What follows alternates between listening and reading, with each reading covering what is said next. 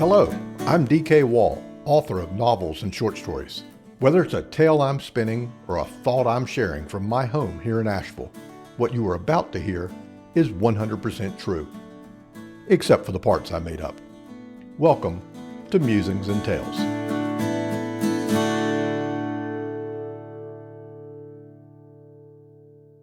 A flamingo punched me in the nose. How is that for an opening line? Makes you want to hear more, right? As a writer, I always appreciate a good hook, a sentence that grabs you and refuses to let go. So you can imagine my delight when a friend posted that exact sentence on Facebook. It certainly piqued my curiosity. I demanded details. Rather than explain, she supplied photographic evidence, a video she had taken of a flamboyance of flamingos. Yes, that's the proper term for a group of flamingos, not a flock, not a herd, a flamboyance. And if you've ever seen them, a chaotic cluster of bright pink feathers, spindly legs, and curved black beaks, you know how fitting that name is. Amid the flamboyance, one particular flamingo caught her eye. It moved with a slow, deliberate purpose, each impossibly long leg lifting from the water, stretching forward, then sinking back down. It looked like a cat stalking a bird, if a cat had bright pink fur and legs like stilts. After a few steps, the flamingo realized he, or she, I'm not exactly an expert at flamingo gender, but let's go with it. He realized he was being watched. His head swiveled, his beady eyes locked onto the camera. He marched toward my friend, step by ridiculously leggy step. When he was close, he turned his head sideways. Tension filled the air. Then, in a moment that would have given Alfred Hitchcock nightmares, he struck. Yes, an unprovoked beak bonking. That big curved nose went for the camera lens, like a cobra striking its cornered prey.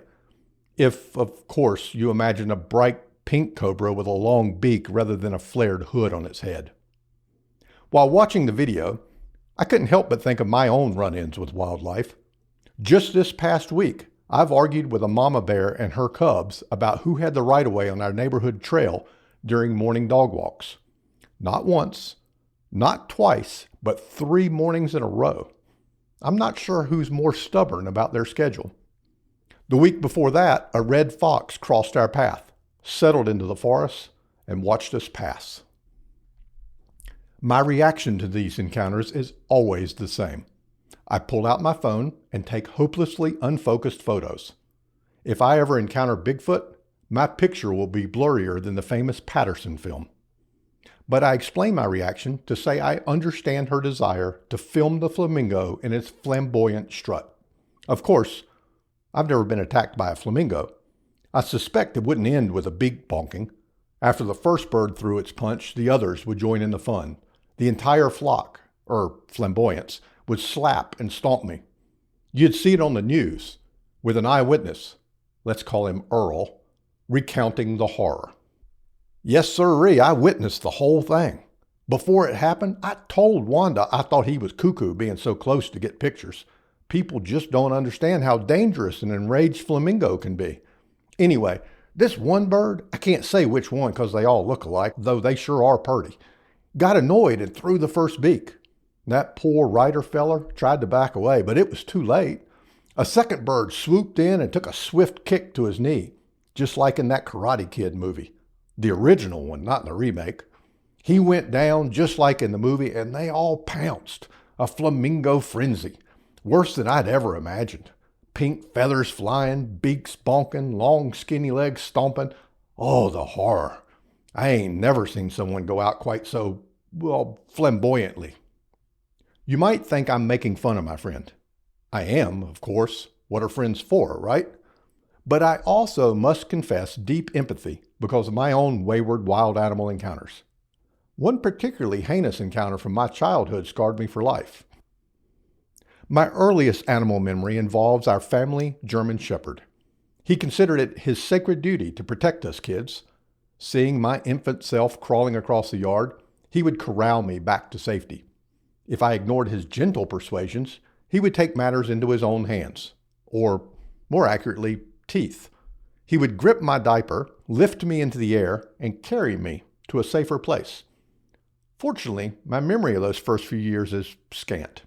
My real foundational memories came a few years later, as the 60s evolved into the 70s, which also explains a great deal. For example, my total lack of any fashion sense. Our favored summer wear? Basketball shorts and socks.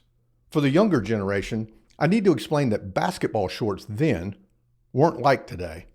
What is worn today should be called basketball longs, baggy garments hanging to your knees or below. Our basketball shorts were short. They didn't come close to the knees, or frankly, the thighs. No fabric impeded any part of our legs, except, of course, for the socks. Those reached the knee. White socks, devoid of any color except for bands of color around the top. No self-respecting teen of my years would have been caught dead in shorts and colored socks, what we called old man socks. Now that I'm old, teens wear colored socks. Whippersnappers. Basketball shorts might have been the rage, but cutoffs were far more common. Outgrown long pants, at least those with the knees ripped out, had their legs chopped off to make shorts. Sweatpants, khakis, but the best? Jeans. Nothing was as cool as cut-off jeans with loose threads hanging. Don't dare hem those shorts. One scorching hot summer day, clad in a pair of those cut-offs, I found myself in a petting zoo surrounded by farm animals. No doubt some scheme my father had to burn excess energy off of us, though he probably hadn't considered the barnyard stench coming off of us cooped up in the station wagon on the trip back home. Besides charging admission, the zoo sold little bags of feed for kids. No, not feed for kids, though I'm certain some kids sampled the wares, but feed for the critters so they would come up to you. Of course, the animals weren't new to this game. They were well-trained mercenaries, fawning over kids with tasty rewards and ignoring the kids without. Many a parent, I'm sure, assumed the cost of this outing was paid at the gate, but faced with a squalling child who couldn't get the animals to come over, forked over an exorbitant amount of money for a little bag of feed. Sending kids with food into a corral of hungry animals is roughly the equivalent of chumming ocean water for sharks. It was only a matter of time before there was a feeding frenzy. One had only to see a pack of animals surrounding a child screaming for his parents to know perfectly well that another victim had been taken down for their stash. Which brings me to a certain goat, a very persistent goat. I had food, he wanted it. Game on. I tried to dodge him, but he was relentless. It didn't take long for him to fleece me of every kernel. I held up the empty bag as proof. See? All gone. Go bother some other kid. But a goat, being a goat, is never truly satisfied. He spied a bigger prize.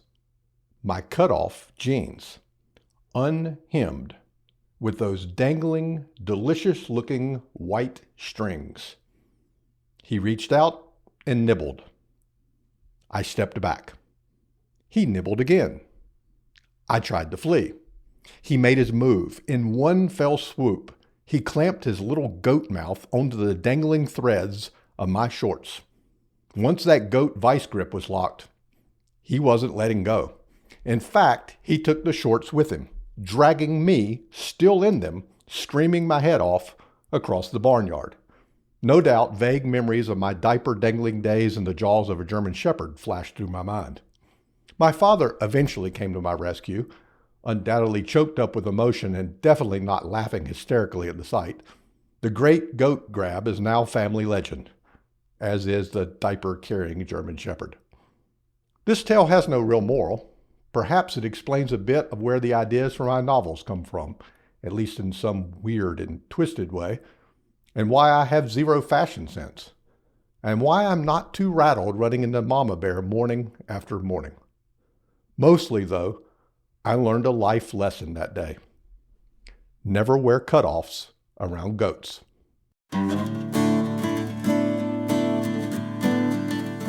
Thank you for letting me bend your ear today. If you enjoy the yarns I spin here, I invite you to explore my novels and short stories over at my online home, dkwall.com. That's DKWALL.com. It would also mean the world to me if you'd follow or share this podcast so these tales can travel a little further. Your interaction tickles those little computer gremlins that spread the news. Until the next episode of Musings and Tales, happy reading.